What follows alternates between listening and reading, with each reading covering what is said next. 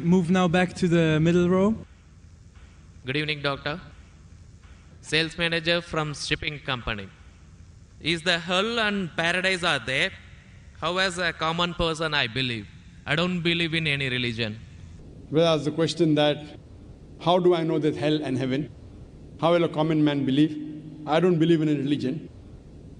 Brother, what is the definition of religion? Religion is a way of life.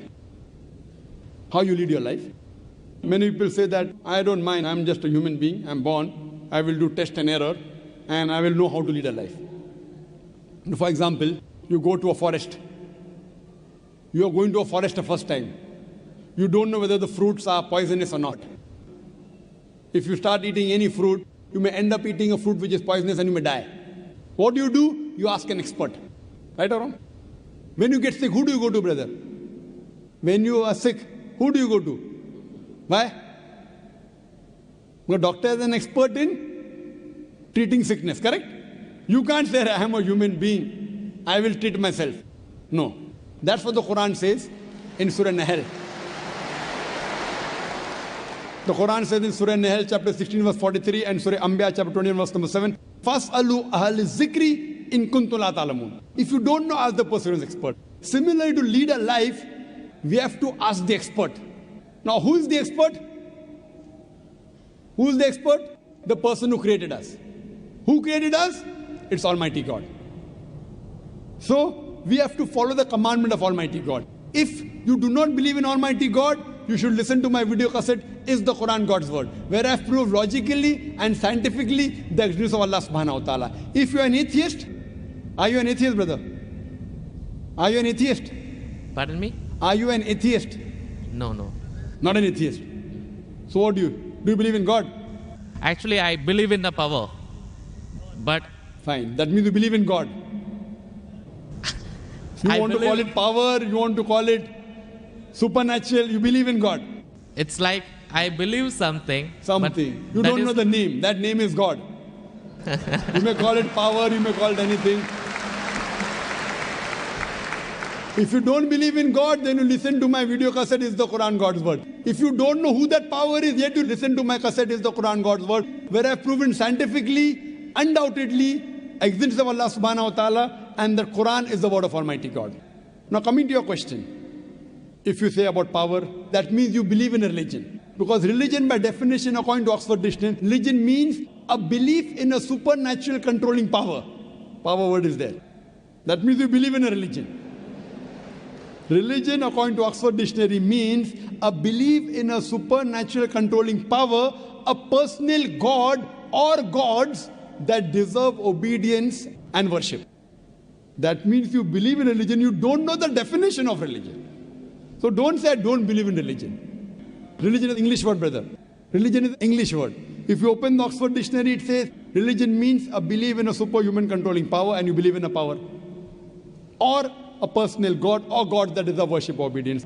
To know more about that power, you see my video because it is the Quran God's Word. Now coming to your question, basic question, how will I prove that there is hell and heaven? Now if you hear my video cassette, I have proved many scientific aspects in the Quran. If you use science to the Quran, what we come to know that whatever the Quran has said today, 80% can be proved to be 100% correct scientifically. Quran speaks about various scientific facts, which we came to know recently. It speaks about astronomy, it speaks about the spherical nature of the earth, it speaks about the Big Bang, it speaks about the light of the moon is not its own reflected light, it speaks about the water cycle, it speaks about biology, it speaks about botany, it speaks about zoology, it speaks about embryology, all these things. Now, today is the age of science and technology. If we put this test of science to the Quran, what we come to know, 80% whatever the Quran has said is 100% perfectly correct. The balance 20% is ambiguous. Neither right, neither wrong. Out of the 20%, not even 0.01% has been proved to be wrong by scientific fact. It is ambiguous. So what my logic says, when 80% is 100% correct, and not even 0.01% of the 20% is proved wrong, so my logic says that inshallah, even that 20% will be correct.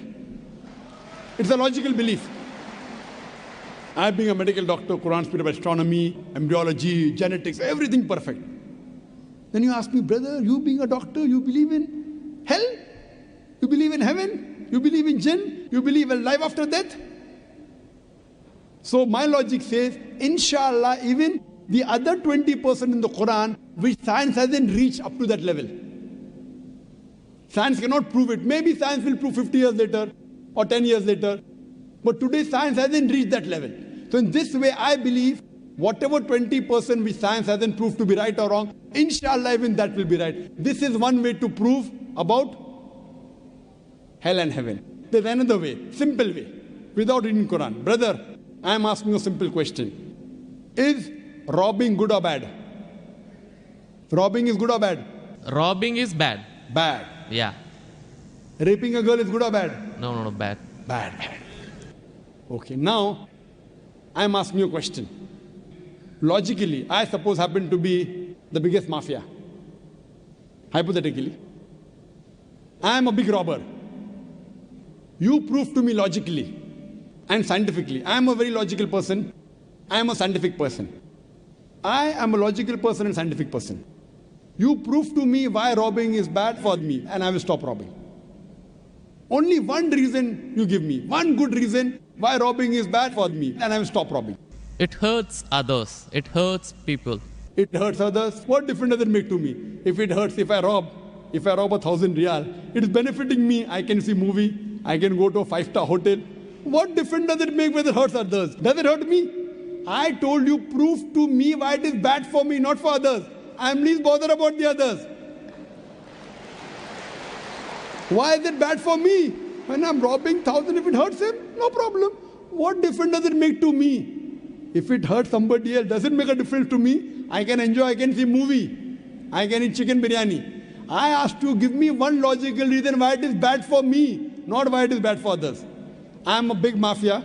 I am powerful. I am a scientific person, logical person. Prove to me one good reason, logical, why robbing is bad. I will stop robbing. Come on. Another try, brother.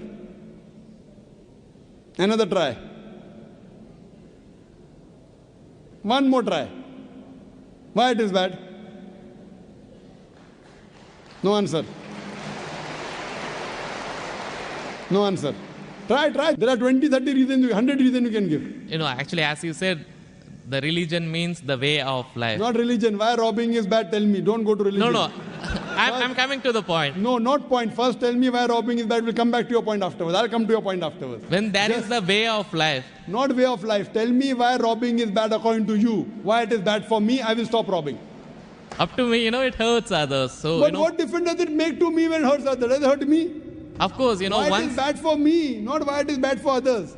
Once we come to the society, we have to face them. Okay, once we come to society, you have to face them. I'm facing them. What's what? Why it is bad for me? The society won't respect us. What difference does it make whether respect or not? I can eat chicken biryani. I can go and see a movie. I can go to a 5-star hotel. What difference does it make to me if society respects or not? Imagine someone respects society. The poor person doesn't have food to eat. He'll be happy? No. You require food to eat or not? You require food to survive? Only society respecting. The person is starving to death. In India, thousands of people are starving to death. What difference does it make? I must give me one good reason why robbing is bad. I stop robbing. Why it is bad for me? Can anyone else help him out? Why robbing is bad? Why robbing is bad?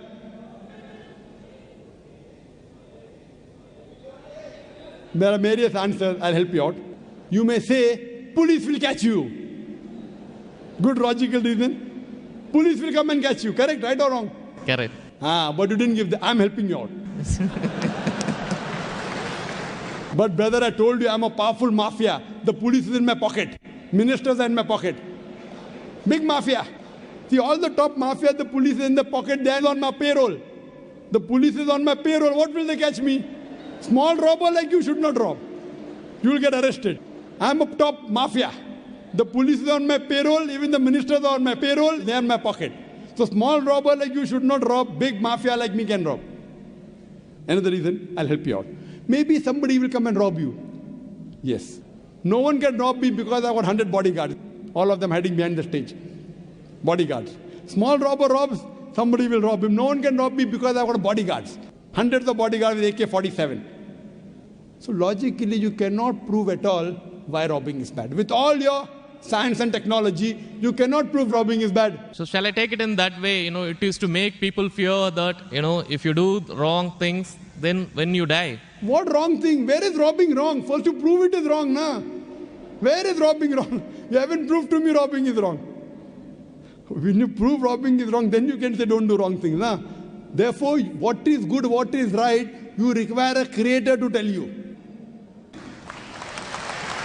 You require a doctor to tell you what food is good, what food is bad. This fruit is poisonous, this is healthy for you. Apple is healthy for you, wild berries are poisonous for you. A doctor tells you. There's no better doctor than Allah subhanahu wa ta'ala. Logically speaking, brother, that mafia has got bodyguards. No one can harm him. And believe me, there are many examples. He dies a very comfortable death. But I am asking a simple question now, brother. Don't you think that there should be justice? Brother? Yes. Justice. Someone should punish him or not? Law is there. But the law cannot punish every human being here. Why? There are many mafias in Italy. There are many underworld people in India. And the law can't do anything to them. The law is in their pocket. But yet, you as a common man, don't you think you should be punished? Raping is good or bad? There are many people who rape. They rape the girls. No, nothing. The law cannot catch them. So don't you think he should be punished? Yes or no? Yes. But there are many people you see in this world who are big mafias. They die comfortable, that they are rich, they are millionaires. There should be some justice. The reply is given by Creator. Surah Al-Imran, chapter number 3, verse number 185. Allah says, Kullu nafsin zaikatul maut. Every soul shall have a taste of death. But the final recompense will be on the day of judgment. This life is just mere chattels of deception. If there is no life after death, this life is of injustice. What we say, that the total justice would be on the day of judgment. Our Creator Almighty God will give justice. I tell the person, fine, you may be a big robber. For example, you are that mafia, now I am a Muslim. No one can harm you. Police is in your pocket. Then I ask you, justice is required. Yes. If someone robs you, no one can rob you, agree. But don't you feel there should be justice? There are many robbers, there are many evils, there are many criminals who go scot-free. Unless there is life after death. You cannot prove robbing is bad. You cannot prove raping is bad. Unless there is life after death, no humanity, no book on humanity, no Mother Teresa, no Mahatma Gandhi can prove robbing is bad without the concept of life after death. Because I am asking you a question. Hitler. History tells us Hitler incinerated 6 million Jews. How many Jews? 6 million. 6 million. Suppose the law catches Hitler. What punishment can you give Hitler so that you can compensate for he has burnt 6 million Jews alive? Can you give him any punishment? Brother. We have to put him in jail till his life death. Okay, will it be equivalent to burning 6 million Jews? Is burning better or putting in jail better? It's burning is, of course. So maximum you can do is burn him alive. But that will be equal to 1 out of 6 million. What about the remaining 5,999,999 people? What about that? What justice is your Lord going to do? But the Quran says in Surah Nisa, chapter number 4, verse number 56, as to those who reject our signs, we shall cast them in the hellfire. And as often as the skins are roasted, we shall give them fresh skin so that they shall feel the pain. If Hitler killed 6 million Jews, Allah says he can put him into hellfire and give him fresh skin again. 6 million times Allah can burn him. Not here, in the hereafter, in the hell. So only way I can prevent Hitler from killing 6 million Jews is tell him that here you kill 6 million Jews, Allah will burn you 12 million times in the hereafter. You can't give him that thing here. What you realize, without the concept of hell and heaven, you cannot prove robbing is bad. You cannot prove raping is bad. That's the reason our Creator Almighty God, who has created the human beings, He tells us what is good, what is bad for us. And He tells us the rules and regulations. This is called as religion. So first you have to find out which book is the authentic book which has been revealed by this Almighty God. And when you do research, you will come to it, that is the Quran. All the scriptures speak about Almighty God, and all the scriptures they point out to the last and final revelation, the Quran, and last and final messenger, Prophet Muhammad, peace be upon him. Hope that answers the question. Thanks. Do we have any more